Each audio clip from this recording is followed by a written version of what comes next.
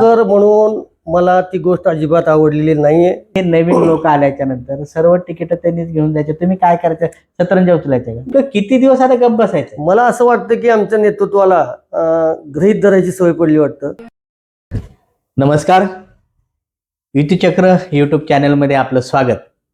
आपल्याकडे आज आवर्जून लातूर शहर महानगरपालिकेच्या निमित्ताने लातूर शहरामध्ये भारतीय जनता पार्टीचे जुने जाणते पदाधिकारी, कार्यकर्ते आणि ज्यांच्या शब्दाला भारतीय जनता पार्टीमध्ये मागच्या अनेक दिवसापासून मान आहे, ज्या घराण्याला भारतीय जनता पार्टीमध्ये मान आहे, केवळ मान याच्यासाठी नाही किंवा हे घराणं म्हणून, या घराण्यानं भारतीय जनता पार्टीला लातूर जिल्ह्यामध्ये बाळसं धरण्यासाठी जी काही मेहनत घ्यायची आहे ती संपूर्ण मेहनत घेतलेली आहे. असे विवेकजी बाजपेयी आलेले आहेत. सर नमस्कार. नमस्कार. दीपरत्नजी, आपण आपल्या युतीचक्र यूट्यूब चॅनलमध्ये मला बोलवलात त्याबद्दल मी आपलं आभार व्यक्त करतो, आपलं अभिनंदन करतो. मला लातूरकरांना एक सांगायचं आहे की माझ्या महाविद्यालयीन जीवनापासून लातूर दर्पण टीव्हीवर लातूर शहराच्या बातम्या येतील असं कुणालाही वाटलं नसताना त्या काळामध्ये तुम्ही संघर्ष करून ते चॅनल तयार केलं. आज त्याचं वटवृक्ष झालं आहे. त्याबद्दल मी माझ्या परिवाराकडनं, माझ्याकडनं तुम्हाला खूप खूप शुभेच्छा देतो. धन्यवाद सर. आपण आमच्या चॅनलचे चाहते आहात. आमचा प्रवास केबलवरून दूरदर्शनवर आणि परत पुन्हा यूट्यूबच्या माध्यमातून आम्ही समोर येत असताना पुन्हा आपण आमच्या स्टुडिओमध्ये येता आणि तेवढ्याच प्रेमानं आमच्या प्रश्नाला उत्तर देता, याबद्दल मी सुरुवातीलाच आपले आभार मानतो. धन्यवाद. मी आज आवर्जून तुम्हाला या ठिकाणी बोलवण्याचं कारण असं आहे की सध्या वेळ आमुषा झालेली आहे आणि शेतकऱ्यांचे सुगीचे दिवस वेळ आमुषेच्या नंतर सुरू होतात असं म्हणतात. आणि दुसरीकडे भारतीय जनता पार्टीचे सुगीचे दिवस सुरू झालेले आहेत देशामध्ये, राज्यामध्ये आणि लातूरमध्येही. भारतीय जनता पार्टीच्या सुगीच्या दिवसामध्ये ही जी काही इन्कमिंग वाढलेली आहे, या इन्कमिंग कडे तुम्ही कशा दृष्टीने पाहता? भारतीय जनता पार्टीचे सुगीचे दिवस तर 2014ला जेव्हा नरेंद्र मोदी पंतप्रधान झाले तेव्हापासूनच त्याची सुरुवात झाली आहे. महाराष्ट्रात सुद्धा देवेंद्र फडणवीस जेव्हा निवडून आले तेव्हापासून सुगीचे दिवस आले. लातूरात पण मागच्या निवडणुकीमध्ये तोच प्रकार झाला. परंतु आत्ताची जी इन्कमिंग आहे, बस पूर्ण भरलेली आहे भारतीय जनता पार्टीची, तरीही गर्दी होते. बरोबर. तर दुसरी बस करावी. मला असं वाटतंय की ह्याचं उत्तर तुम्ही याच्या अगोदरच तुम्हाला देवेंद्र भाऊंनी दिलेलं आहे की दुसरी बस करावी. म्हणजे सध्या महाराष्ट्र राज्यामध्ये जे काही सत्तेवरती पक्ष आहेत की विरोधकांना त्यांनी कुठं असा आधार ठेवला असं मला वाटत नाही. देशामध्ये विरोधी पक्ष नेता द्या म्हणून मागं लागावं लागतंय, महाराष्ट्र राज्यामध्ये विरोधी पक्ष नेता द्या म्हणून मागं लागावं लागतंय. आता लातूरमध्ये विरोधक ठेवणारच का नाही तुम्ही? नाही, त्याचं आत्मचिंतन विरोधकांनी करायचं की तो तांत्रिक मुद्दा आहे. तुमची संख्या जर नसेल तर तुम्हाला देशात आणि महाराष्ट्रात विरोधी पक्ष कसा मिळेल? लातूरात तर 100% भाजप हा आमचा नारा आहे, परंतु आम्ही युतीमध्ये आहोत म्हणून इथं महायुतीचा झेंडा महानगरपालिकेवर फडकावा अशी इच्छा आहे. भारतीय जनता पार्टीचा फडकावा ही तर मनोमन कायम इच्छा आहे. नाही, जरूर भारतीय जनता पार्टीचा झेंडा फडकावा ही एक भारतीय जनता पार्टीचे कार्यकर्ते म्हणून तुमच्या मनामध्ये इच्छा आहे. की मला जुने दिवस जर आठवले की भारतीय जनता पार्टी लातूरची जर पाहायची असेल तर ॲडव्होकेट निवृत्तीराव कर्डे एक वृत्तस्थ राजकारणी, तेच निवडणुकीला समोर जाणार, तेच हिशोब देणार आणि तेच जिल्हाध्यक्ष राहणार, की या पद्धतीनं भारतीय जनता पार्टीचं कार्य त्या काळात चालायचं. त्या काळात तुम्ही विद्यार्थी दशेमध्ये काम करत होतात. मग आता हे नवीन लोक आल्याच्या नंतर सर्व तिकीट त्यांनीच घेऊन जायचे, तुम्ही काय करायचं, सतरंजा उचलायचं का? नाही, सतरंजा तर उचलत आलो आहेत, पुढेही पक्षाला आधी दिलं तर उचलू.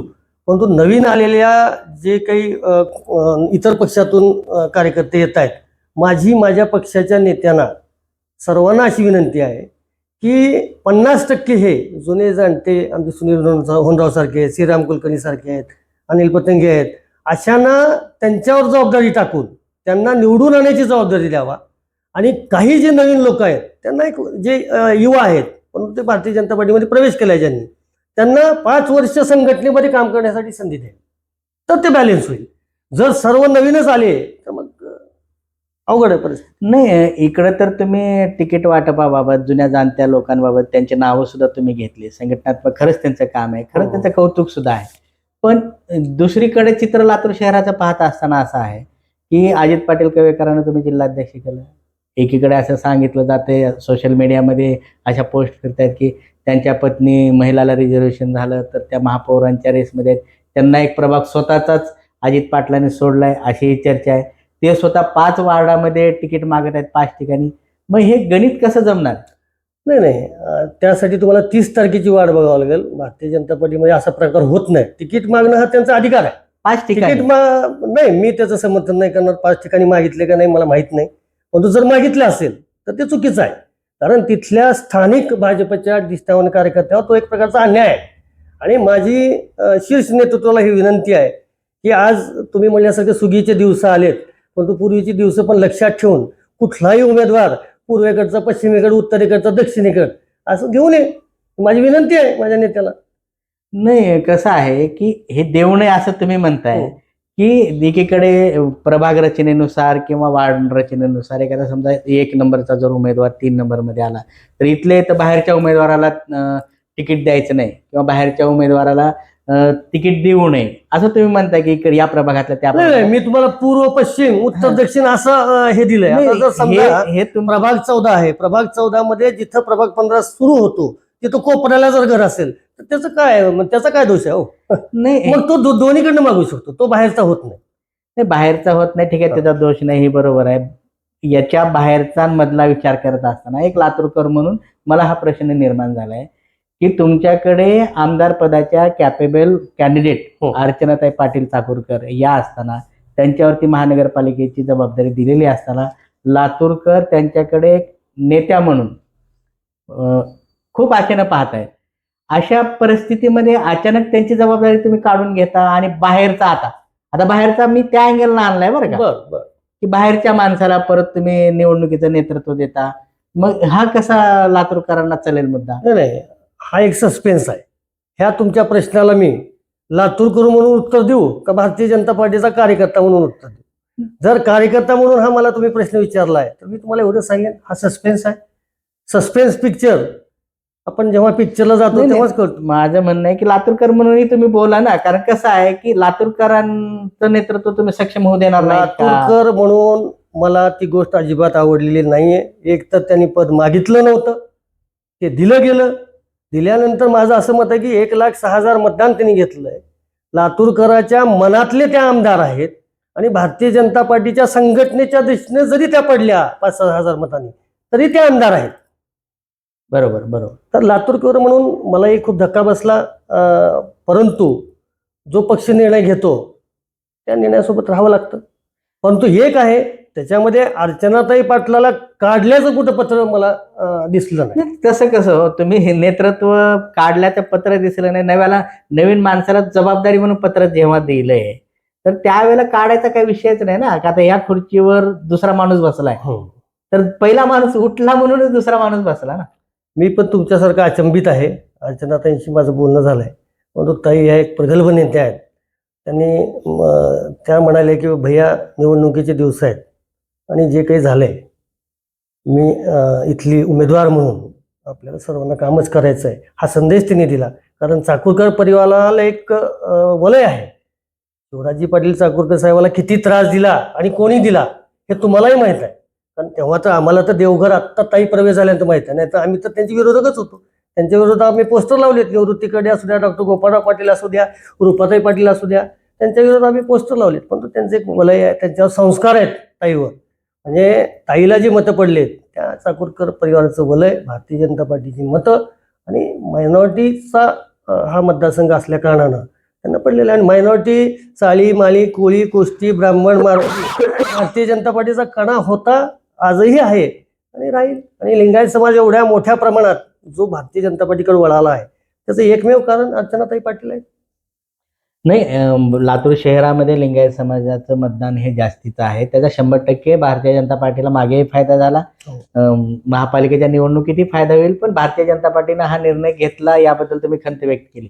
ठीक आहे, राजकारण म्हणून जे काही निर्णय असेल ते पक्षीय पातळीवर घेतले जातात, यावर आपण जास्त खल करणे हे सुद्धा योग्य नाही. पण मला एक प्रश्न असा पडलेला आहे की अभिमन्यू पवार हे भारतीय जनता पार्टीचे नेते लातूरून औशाला गेले, त्यांनी ती स्वतःची जमीन बनवली, एक मोठं नेतृत्व म्हणून आज ते राज्यामध्ये चांगलं काम करत आहेत. परंतु एवढ्या चांगल्या परिस्थितीमध्ये असताना देखील त्यांना त्या ठिकाणी सेटबॅक बसतो. नाही, ह्याचा अभ्यास थोडासा मला असं वाटतंय की आपले लातूरकरांचे जे पत्रकार आहेत, मी तिथं 10-12 दिवस होतो. मी प्रभाग 4ची म्हणजे जबाबदारी होती माझ्याकडं. तिथं भारतीय जनता पार्टी आत्तापर्यंत ज्या ताकदीनं माननीय अभिमन्यू पवार यांनी लढली विकासाच्या मुद्द्यावर, अशी भारतीय जनता पार्टीनं कधीच तिथं लढत दिली नव्हती. एक किरण उर्गे नगराध्यक्ष हा जे सोडले तर त्यांनी कधीच एवढ्या ताकदीनं निवडणूक लढली नव्हती. मला असं वाटतंय की 909 मतांनी आमचा पराभव तिथं झालेला नाही. आम्ही तिथं जिंकून आलोय. अभ्यास केल्यानंतर तिथले कारणं असं सांगतात की शिवसेना उभाटाचे उमेदवार त्यांना 2600-2700 मतं पडलेत आणि बाकी काही जे अपक्ष आहेत त्यांचं मिळून जवळपास 3,500-4,000 हजार मतदान त्यांचं होतंय. तर 3,500-4,000 हजार मधून 900 मतं जर काढले तर 3-1 हजारनं आम्ही तिथं जिंकलेले आहोत.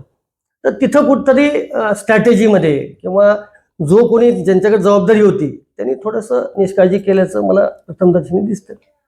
लातूर शहर महानगरपालिकेच्या निवडणुकीवरती पुन्हा पुन्हा आपण, कारण तो बर्न विषय आहे बरोबर. की याकडे आपण बोलतोय की विक्रांत गोजमुंडे हो. हे राष्ट्रवादी अजित पवार गटामध्ये गेलेले आहेत. डायरेक्ट भाजपमध्ये घेता आलं नसतं का? नाही, तो त्यांचा प्रश्न आहे. त्यांच्या प्रभागाची रचना कशी आहे, त्यांना निवडून येण्यासाठी कोणता पक्ष सोपा जाईल त्याचा निर्णय त्यांनी घेतलाय आणि तो निर्णय मला पण योग्य वाटतो.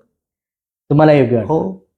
कारण ते तुमच्या मित्र पक्षाचेच आहेत शेवटी. हा, आपलं अजित पवार भारतीय गटाचे जनता पार्टीने डायरेक्ट इनकमिंग तर ठेवलेलं आहे, परत दुसरे ज्यांना जायचे आपल्या मित्र पक्षामध्ये जाऊन ते त्यांचे. हो. मग या मागची व्यूहरचना काय नाही, की काल मी बळवंत भाऊ जाधव पण काल प्रवेश केला. मी बळवंत भाऊचं पण अभिनंदन केलं, बळवंत भाऊचं पण राष्ट्रवादीमध्ये अभिनंदन केलं. बरोबर आहे. तुम्ही भारतीय असं आहे, पश्चिम आमच्या पूर्व भागामध्ये जिथं आमची ताकद नाही आहे काय, आणि आम्ही मागच्या निवडणुकीत बघितलं, शैलेशभाईच्या निवडणुकीत बघितलं, ताईच्या निवडणुकीत बघितलं, मागच्या महापालिकेच्या निवडणुकीत बघितलं, तिथं फक्त आमचा एक कॅन्डिडेट निवडून आलाय मंगेश बिराजदा. तिथं आमचे कॅन्डिडेट निवडून येत नाही. पण आज अजित पवार गटाने जर तिथं ताकद लावली आणि त्याच्यामध्ये एखादा आमचा उमेदवार गेला तो 100% निवडून येईल. आणि अशी संख्या आमची 5-7च्या वर जाईल. शेवटी अजित पवार सुद्धा तुमची बी टीम म्हणायचं पेक्षा मित्र बी पक्ष टीम नाही, बी टीम कसं म्हणता येईल? अहो, ते पूर्ण ताकदीनं आमच्यासोबत युतीमध्ये आहेत ना. बी टीम कशाला म्हणायचं? सोबत आहेत ना आम्ही.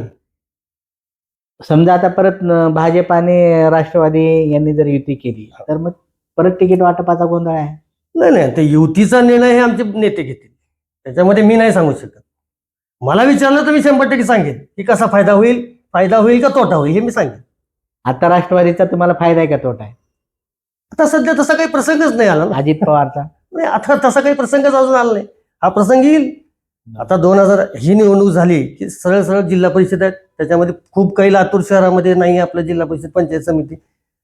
2029ला जेव्हा निवडणुका होतील तेव्हा राष्ट्रवादीचा फायदा झाला का तोटा झाला का शिंदे सेनेचा फायदा झाला हे तेव्हा आपण अनालिसिस करू. ज्या वेळेला 8 वर्षापूर्वी लातूर शहर महानगरपालिकेच्या निवडणुका झालेल्या होत्या त्यावेळेला भारतीय जनता पार्टी शून्यावरती होती लातूरमध्ये. त्यावेळेला शून्यावरून डायरेक्ट सत्ताच तुम्ही भारतीय जनता पार्टीची लातूर महानगरपालिकेमध्ये आणली. सत्ता आणल्याच्या नंतर अचानकपणे तुमचा महापौर गायब झाला. ती खूप खंत आहे. त्याचं कारण मी आता तुम्हाला जे म्हणलं की नवीन सोबत जुने पण द्या. त्या काळामध्ये आम्ही शैलेशभाईला सांगितलं होतं किंवा जुन्यापैकी हा उमेदवार द्या, हा उमेदवार द्या. समजा आमची शिवसेनेशी सुद्धा मिसेसला तिकीट दिलं असतं कदाचित सत्ता गेली नसती. कसं आहे की भारतीय जनता पार्टीकडे लातूरमध्ये पाहिलं जात असताना की भारतीय जनता पार्टी खरं तर जुना पक्ष आहे. देशात सत्ता आहे, राज्यात सत्ता आहे आणि एक प्रगल्भ पक्ष म्हणून याच्याकडे आपण लोक पाहतात, एक विचारी. पण याच्यामध्ये क्वांटिटी येत असताना क्वालिटी घसरत आहे असे वाटत नाही तुम्हाला? मला एक उदाहरण सांगा तुम्ही क्वालिटी घसरल्याचं. कित्येक उदाहरणं देता येतील ना त्या क्वालिटी घसरल्याचे. त्याला काय क्वालिटी राज्य पातळीवरचाच विषय आहे ना, अजित पवारचाच विषय घ्या तुम्ही. क्वालिटी घसरलं असं म्हणता येत नाही. मग त्यांना मतं कशी मिळतात? आज आता ज्या काही निवडणुका झाल्या नगर परिषद नगरपंचायत त्यांना दिलं ना लोकांनी नाकारलं तर तुम्ही आम्हाला सांगा की क्वालिटी सर्व प्रश्न शिंदे साहेबाला पण स्वीकारलं, शिंदे साहेबाला शिवसेनेला मूळ शिवसेनेला अजित पवारला पण स्वीकारलं. म्हणून तर आज सुप्रिया सुळे आणि शरद पवार हे मर्ज होण्यासाठी तयार झालेत ना. त्यांना ताकद दाखवून दिली आहे अजितदादांनी. आपलं म्हणणं कसं आहे की राज्य पातळीवरचे जे काही निर्णय आहेत की या ठिकाणी एकीकडे आरोप करायचा आणि आरोप केले, भ्रष्टाचाराचे आरोप केले, हे केले की त्यांना आता आम्ही जेलमध्ये टाकणार असं म्हणता, आणि नंतर ते तुमच्या पक्षात आले की लगेच त्यांना पद देऊन देता आम्ही तुम्ही. कुठं क्लीन चिट आता दिली? कोर्टाने क्लीन चिट दिली. आम्ही थोडी दिली. आम्ही जज आहेत का? भारतीय जनता पार्टी जज नाहीये. हा न्यायालयाचा निर्णय आहे, तो स्वीकारावाच लागेल ना. कोणी जरी असेल तर न्यायालयाचा निर्णय स्वीकारावा लागेल. बाबासाहेब आंबेडकरांनी आपल्याला जी घटना दिली आहे त्या पद्धतीनेच ते निर्णय देतात ना.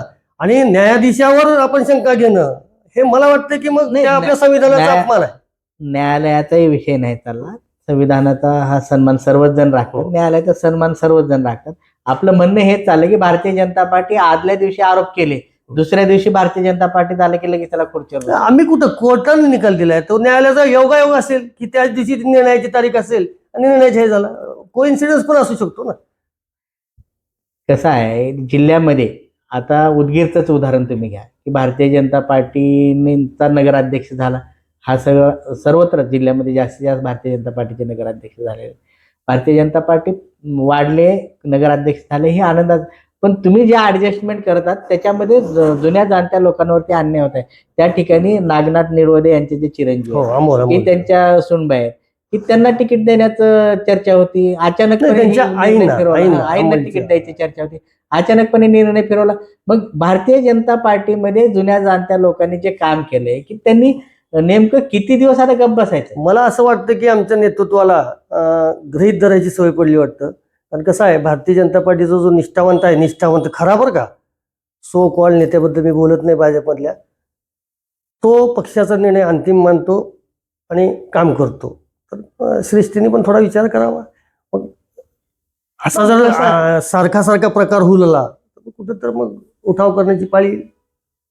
नक्कीच. म्हणजे हे तुम्ही जे आता हळू म्हणताय की उठाव करण्याची पाळी येऊ नये. मग आम्ही येऊ नये. आम्ही आम्ही मी तुम्हाला- नेतृत्वाला विनंती करतोय की आज पत्रकार म्हणून तुम्ही हा प्रश्न विचारताय, तसाच प्रश्न सर्वसामान्यांच्या पण मनात आहे ना. फक्त आता 1992 निवृत्तीकडे पासून आम्ही काम करत आलो. त्यात सुनील होनराव आहेत आमचे, मी तुम्हाला आता मग नावं घेतले, हे सगळे ह्यांच्याकडे पण कुठं ना कुठं लक्ष दिलं पाहिजे. म्हणून माझी अजून परत विनंती आहे, भारतीय जनता पार्टीचा महापालिकेवर झेंडा तर फडकणार आहे, परंतु माझी नेतृत्वाला विनंती आहे की जे ह्या निवडणुकीमध्ये जुने जाणते निष्ठावंत आपल्याला थांबण्याच्या ऐवजी लोकांना निवडून आणण्यासाठी प्रयत्न करणार आहेत, आलेल्याला प्रयत्न करणार आहेत, त्यांना 100% स्वीकृत सदस्यामध्ये जुन्या निष्ठावंत कार्यकर्त्यालाच स्वीकृत सदस्यपद द्यावं, ही माझी विनंती आहे. म्हणजे असा मेसेज चुकीचा जाऊ देऊ नये, एवढी माझी विनंती आहे त्यांना. तुम्ही पक्ष म्हणून हे विनंती करत आहात, ही चांगलीच गोष्ट आहे की तुम्ही. पण माझं म्हणणं असं आहे की आता तुमच्याच वार्डाचा प्रश्न निर्माण झाला, प्रभाग 14चा ना. हा. ठीक आहे ना, मी गिरीश पाटलाचंही त्याच ताकदीनं स्वागत केलं आणि मी रविशंकर जाधवचं पण त्याच ताकदीनं स्वागत केलं. रविशंकर जाधवच्या विरोधात तर मी 1995ला निवडणूक लढवली आहे. केवळ मी 4थ्या नंबरला होतो. म्हणजे हरिभाऊ बागडे तत्कालीन फलोत्पादन मंत्री, त्यांनी माझे वडील जाऊन अजून 1.25 महिना पण झाला नव्हता. मी म्हणलं मी थांबत नाही, असं असं वडिलांचं निधन झालंय. ते म्हणले की बाबा आपल्याला फक्त तिथे किती मतदान भारतीय जनता पार्टीला पडतंय ह्याच्यासाठी थांबायचं म्हणले. तर मी 4थ्या नंबरला होतो. पण तो तिथं जे आम्ही काम केलं निष्ठेनं, जे आम्ही लोकसभा असो विधानसभा प्रत्येक घराघरामध्ये जातो. आम्ही पॉम्पलेट कंपाऊंडवर टाकून आम्ही जात नाहीत, आम्ही घरात जातो, त्यांना भेटतो. आणि हा जो तुम्ही प्रश्न म्हणताय त्याचा आम्ही मार्ग काढू. नाही, मार्ग काढू. कसा मार्ग काढणार? आता मला सांगा की एकीकडे ज्या वेळेला खळ लावून लोक पतंग उडवायचे त्यावेळेला तुम्ही खळ लावून पोस्टर भारतीय जनता पार्टी लातूरच्या भिंतीवरती नेऊन लावलात. आज भारतीय जनता पार्टीचे सुगीचे दिवस आहेत. भारतीय जनता पार्टीची देशात सत्ता आहे, राज्यात सत्ता आहे, जिल्ह्यामध्ये सर्व ठिकाणी सत्ता आहे. जास्तीत जास्त आमदार तुमच्या पक्षाचे या ठिकाणी निवडून आलेले आहेत. आणि प्रभाग 14 औसा रोड हा सेफ बेल्ट भारतीय जनता पार्टीचा, पूर्ण सेफ बेल्ट, बरोबर आहे असं 14, म्हणून ओळखलं 15, जात आहे. 16, 17 आणि ज्या वेळेला भारतीय जनता पार्टीला मते किती पडतात हे पाहण्यासाठी विवेक वाजपेयीला पक्षाचे लोक नेऊन उभं करतात. आणि आज सुगीच्या दिवसामध्ये भारतीय नाही, जनता नाही, पार्टी तशा आमच्या बाहेरच्या लोकांना नाही, इन्कमिंग करतायत. तशा आमच्या कार्यकर्त्यामुळेच हे चुकीचे दिवस आलेले आहेत. मग यावेळेला तुम्ही छाती ठोकपणे फिरलं पाहिजे 14चा मीच आहे म्हणून. नाही नाही नाही, मी स्वतः सांगितलं की मला थांबायचं नाही. कारण मागच्या निवडणुकीमध्ये मला खंत होती की माझ्या प्रभागात एक जागा हारलोय मी, त्यासाठी मी प्रयत्न करणार 100% भारतीय जनता पार्टी. त्याच्यात आम्ही मार्ग काढू. रविशंकर पण खूप म्हणजे आता गिरीश रविशंकर पाटील पण जाधवसाठी खूप विवेक पोखतायत. वाजपेयी प्रचार करत फिरणार. नाही, नाही, रविशंकर. 100% करणार. पार्टीनं तिकीट गिरीश पाटलाला देऊ द्या, रविशंकर जाधवला देऊ द्या. जर पार्टीचा निर्णय आहे तर माझ्या पक्षाचा झेंडा जर मला फडकवायचा असेल मला काम करावंच लागणार. म्हणजे हे बरं आहे की म्हणजे मागच्या टर्मला जे काँग्रेसचा झेंडा घेऊन तुमच्याच विरोधामध्ये निवडून आले ते आता भाजपमध्ये आले, आता तुम्ही त्यांचा झेंडा घेऊन नाही, त्यांनी आमचे विचार स्वीकारले, याचा मला मनस्वी आनंद आहे. पण तो ह्याचा अर्थ असा नाही की आमच्या जुन्या निष्ठावंतांना त्यांनी कानाडोळा करावा, ते नाही होऊ देणार आम्ही. म्हणून तर म्हणतोय की जे नवीन युवक आलेले आहेत पक्षामध्ये, त्यांना तिकीट न देता 5 वर्ष त्यांना संघटनेमध्ये काम करून त्यांचा अनुभव घेऊन त्यांना 2021 मध्ये विचार करावा. तुमच्या पॉलिसीप्रमाणे असं म्हणायला हरकत नाही की रविशंकर जाधव, गिरीश पाटील आता वेटिंग मध्ये असतील, भारतीय जनता पार्टीचं काम नाही, करतील आणि मला तुमच्या वाटत नाही term ला. कुठल्या नेत्यांनी त्यांना काही कमिटमेंट केली आहे. भारतीय जनता पार्टीमध्ये कुठलाच नेता हा कमिटमेंट करत नाही, कुणालाच करत नाही. हे केंद्रापासून, राज्यापासून ते नगरपालिकेपर्यंत हेच पॉलिसी आहे, कमिटमेंट नाही. मला दुसरे एक लातूरकरांना प्रश्न पडलाय की सुरुवातीचा जो प्रश्न झाला आपला अर्चनाताईचा त्याबद्दल, किंवा संभाजी पाटील निलंगेकर यांच्याकडे जे नेतृत्व दिलंय की याकडे संभाजी पाटील अमित देशमुखांचे मित्र आहेत असं हे लोक चर्चा करतायत. तसं काय तुम्ही कोणत्या मी तर त्याची काही मैत्री बघितली नाही. तुम्हाला एक संभाजी भैयांचा एक चांगला हे गुण सांगतो तुम्हाला. मागच्या निवडणुकीत मी त्यांच्यासोबत काम केलंय. शैलेश भैया लावटे असो, संभाजी भैया असो, रमेश अप्पा असो, गोविंदांना केंद्र, हे सगळे बसून होते. ते जे यश आहे ते सामूहिक नेतृत्वाचं यश आहे. शैलेश भैयाचा एक वलय त्या काळामध्ये होतं, आजही आहे. त्यामुळं ती सत्ता आलेली आहे. आता तुम्ही जे म्हणताय इन्कमिंगचा विषय, मी तुम्हाला प्रभाग 16चं एक उदाहरण देतो. काल ऋषी पाटील म्हणून तिथे एक त्यांनी प्रवेश केलाय. तुम्हाला पण माहित असेल, तुम्ही त्या भागामध्ये राहत होतात. अष्टविनायक मंदिराच्या बाहेर भेळच्या गाड्यावर तो काम करणारा मुलगा संघर्ष करून आज इथपर्यंत आलाय. अशा लोकांचं आम्हाला स्वागत करावंच लागेल. 5 रुपये त्या ऋषी पाटलांना पगार होती, आज तो चांगल्या गाडीमध्ये हिंडतोय, स्टँडर्ड ऑफ लिव्हिंग वाढलंय, सगळं वाढलं. अशा लोकांचं आम्ही स्वागत नाही करायचं? नाही, स्वागत जरूर करा. माझा प्रश्न अशा लोकांचा फायदाच होणार आहे ना पक्षाला. तुम्ही फक्त आज काय बघताय, रविशंकर जाधव नगरसेवक आले, हे आले, मग तो बाकीचे आमचे ऋषी पाटलासारखे जे मेहनती आहेत काय ते आले, ते पण पाहिलं तुम्ही. पुनीत पाटील आले, विचाराला बघून आले, स्वातीताई जाधव आल्या, असे अनेक नावं तुम्हाला सांगता येतील. आम्ही स्वागतच करणार साहेब. पूर्वी सुनील होनराव, आमचे गिरजप्पा मुचाटे, असे काही मोजके लोक लिंगायत समाजाचे आमच्याकडे होते. परंतु त्यांनी जी मेहनत केली पक्षामध्ये, म्हणून आज हे दिवस आलेत ना. 100% चांगले दिवस आलेत, हे आम्हाला मान्यच आहे. परंतु आपण ज्या वेळेला अमित देशमुख, संभाजी पाटील यांच्या चर्चा ऐकतो की आज जर महानगरपालिकेची निवडणूक कोण जिंकेल याकडे लातूर शहर जर चर्चेचा विषय जर या ठिकाणी आणला तर सरळ सरळ गणित सांगितलं जात आहे की भारतीय जनता पार्टीमध्ये अनेक गट आहेत. आता मी सरळ सरळ सांगायचं म्हटलं तर संभाजी भैयाचा एक गट सांगितला जातो, रमेश अप्पा कराड यांचा एक गट सांगितला जातो, अभिमन्यू पवार यांचा एक गट सांगितला जातो, आणि जुने जाणते भारतीय जनता पार्टीचे लोक यांचा एक गट सांगितला जातो. म्हणजे असे 4-5 ठिकाणी भारतीय जनता पार्टी विखुरलेली महानगरपालिकेच्या निवडणुका समोर पाहत असताना दिसते. पण दुसरीकडे एकच नेतृत्व अमित देशमुख, मग एकमुष्ट नेतृत्व, यांच्या नेतृत्वात निवडणुका झाल्या तर ते विजयी होतील असं लोक म्हणतात. आमच्याकडे सामूहिक नेतृत्व आहे. काँग्रेसमध्ये हिटलरशाही आहे. तुम्ही त्याला एकमुखी नेतृत्व म्हणू का, ते हिटलर आहेत काँग्रेसचे. आणि आमच्याकडे तुम्ही जे गट म्हणलात, संभाजी पाटील भैया असो किंवा अर्चनाताई पाटील असो किंवा अभिमन्यू पवार, संभाजी भैयांच्या गटाचे प्रमुख रमेश अप्पा आहेत, अभिमन्यूच्या गटाचे संभाजी भैया आहेत, अर्चनाताई पाटील यांचे हे सगळेजण आहेत प्रमुख गटाचे. कुठं गट आहे? चर्चा तर अशीच आहे. चर्चा आहे बघा. तुम्ही आता मैत्रीचं बोललात. मुंडे साहेब जिवंत असताना, तुम्हाला माहिती आहे मुंडे साहेबांचं आम्ही खूप जवळ होतो. मुंडे साहेबांच्या विलासरावच्या मैत्रीची चर्चा होते. परंतु एक तुम्हाला ठोस सांगतो की कैलासवासी गोपीनाथ मुंडेंनी आम्हाला कधीही विलासरावांचं काम करायला सांगितलं नाही. याचा आम्हाला गर्व आहे. आता वैयक्तिक संबंध त्यांनी ठेवले असतील त्याच्यात काय, माझे पण संबंध कुणाबरोबर असू शकतात. तसं संभाजी भैयांची, अमित भैयाची मैत्री आहे, अभिमन्यूची मैत्री आहे. आम्हाला त्याचा काही परिणाम नाही ना. आम्हाला त्यांनी कधी नाही सांगणार, सांगितलं नाही, सांगणार नाहीत. एकदम सडेतोडपणे तुम्ही आमच्या युती चक्रच्या आजच्या युट्यूब पॉडकास्टमध्ये येऊन जे काही भारतीय जनता पार्टी आणि महानगरपालिका या संदर्भात जे काही उत्तरं दिले आहेत की ते लातूरकर कशा पद्धतीने स्वीकारतात हे आपण पाहूया. शेवटी जाता जाता तुम्हाला लातूरकरांना काय सांगायचं? तमाम लातूरकरांना माझी हात जोडून विनंती आहे की विधानसभेमध्ये आपण भरभरून आमच्या ताई अर्चनाताई यांनी मतदान केलं, परंतु झुंडशाही पैशाचा पाऊस पाडून जे काठावर पास झालेत त्याचा बदला घेण्याची वेळ या महापालिकेत आलेली आहे. त्यामुळं मी हात जोडून परत एकदा विनंती करतो की आमच्या सर्वच्या सर्व उमेदवाराला लातूरकरांनी निवडून द्यावं आणि भारतीय जनता पार्टीचा झेंडा फडकवावा महापालिकेवर. धन्यवाद सर, आपण आलात या प्रश्नाला उत्तर देत. आपले आभार. धन्यवाद.